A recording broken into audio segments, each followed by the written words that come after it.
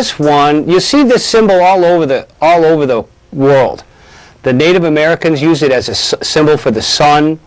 The Buddhists use it for a symbol of good intent and good nature. And some other people have trimmed it and twisted it and reversed it and changed it to National Socialist Party.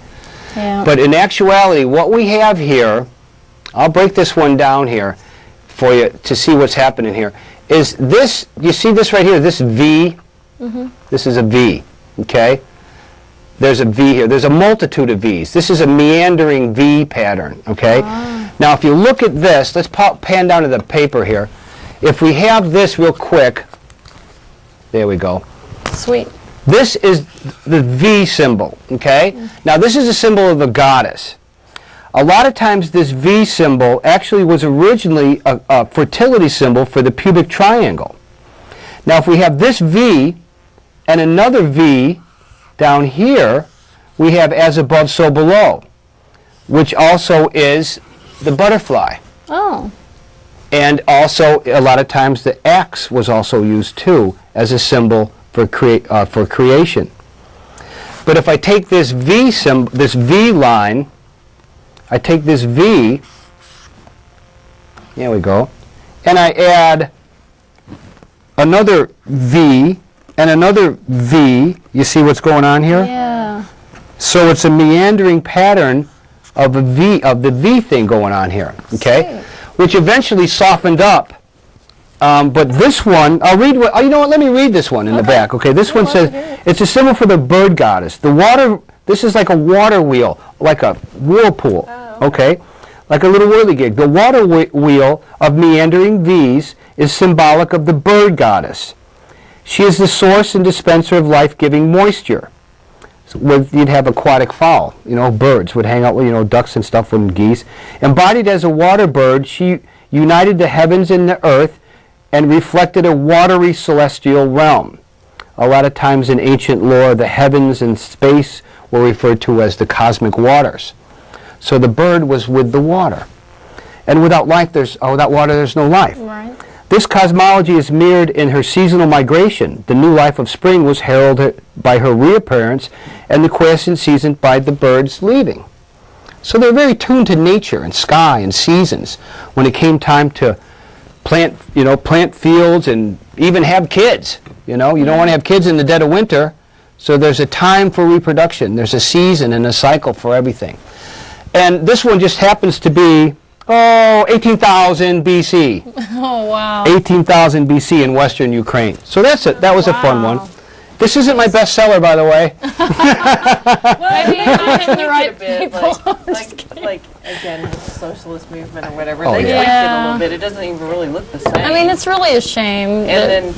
But people still always think. Oh, absolutely. Well, I mean, even the upside-down cross was originally the cross of St. Peter's. Yeah. You know, and Well, that shows you another one. that shows you the power of symbols. Yeah. You know what I mean? The power of symbols. And corporate America has just got all these ancient symbols twisted, inverted, turned upside down, and they use them for their symbols for marketing.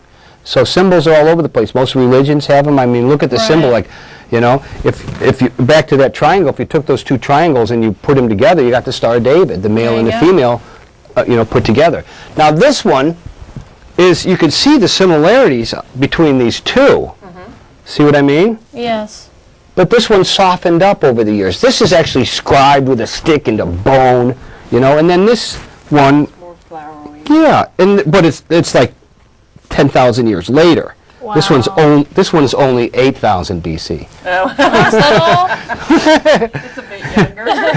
I don't have to read this one. I can tell you what this one is right off. I just wanted to give you the example there. No, it was fascinating. But this one is called the womb of the goddess. This is the central womb, the black void, the emptiness, and it's almost like a seed.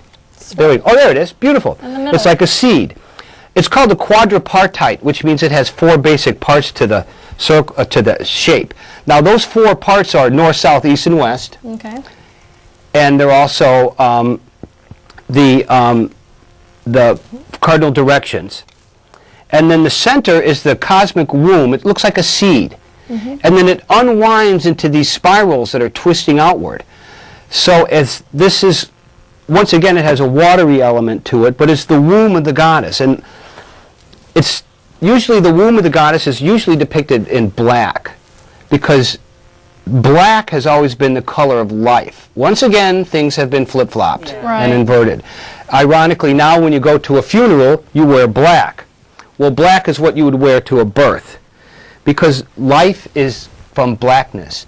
When something dies, and it dies and dries and gets bleached out, it turns into white bones and white skin, and it loses its color.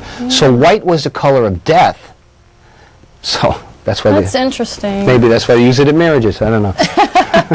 Just a little joke. The old ball and chain. But black is, if you think about it, actually, where does life happen? In the womb is black. Underneath rocks, in deep pools, all in the heart of a seed. Life erupts from blackness, from darkness. It might be dependent on light later on, but black is a color of life, and red of birth. Life was red for blood, and then white was. So these colors are very important, and they'll even use them in. If you get back to that V again, if you got a V on your shorts, you're a private, so it's the private part. Yeah. Oh, okay, yeah, there you go. I was in the military. Military, I was. And then a corporal, it's like the body of the corporal too. I'm not sure what the 3 is, but the 3 will run into the Trinity here very soon. Even the yin and yang will bring you to the Trinity, because if you have one thing and its opposite, you have one group and then the other group. Well, you also have the third, which is both of them together. So you've got group A, you've got A, B, and AB as a subset. So you've got the Trinity. So 1 implies 2, 2 implies the Trinity. So it just runs rampant. No, it just does.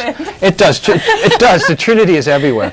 It was birth, death, and regeneration, and that was the cycle of seasons and the cycle of life. If there wasn't birth, there'd be no life. If there was no regeneration, everything would live once and die out. Like a battery would run dead. So it's life, death, and regeneration. And if there wasn't death, it'd get crowded, I guess. That's true. It would be crowded. Now this symbol, this one we're going to jump to Sufism. Now Sufism is the mystical core of the Islamic faith. So when you get to the very heart of a lot of religions, they get very mystical. The mystical heart of Christianity, Meister Eckhart, they talk like Taoists. Even the Greek philosophers you read their scripts and it sounds like Taoism. And so does the Sufis. And the divine mirror here kind of represents what would be you and, is this one? Here we go. Yeah, it's you and God share the same eye. You look at him through the same eye he looks at you. Now if you look at this one, you can see the womb of the goddess. See the embryo? Let me see if I can get it up here. Here was where the embryos were.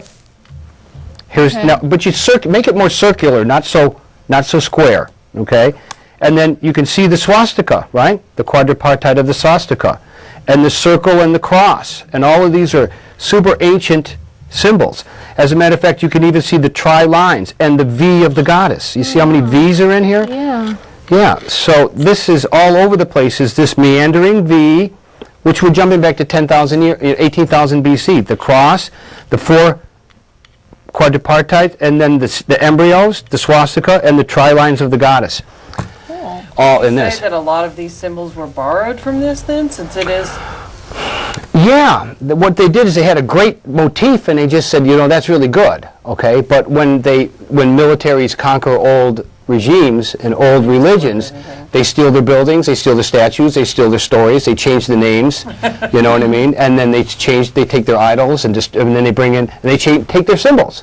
Right. They'll take their symbols and turn them upside down or invert them or spin them the other way because they had power, And this one's about 800 AD, so this one is fairly. Oh, okay. I was thinking you said it was like. Oh no, this one is fairly. Fairly it's total. I'll read this one. It's pretty cool. This symbol represents the total integration of spirit in all things.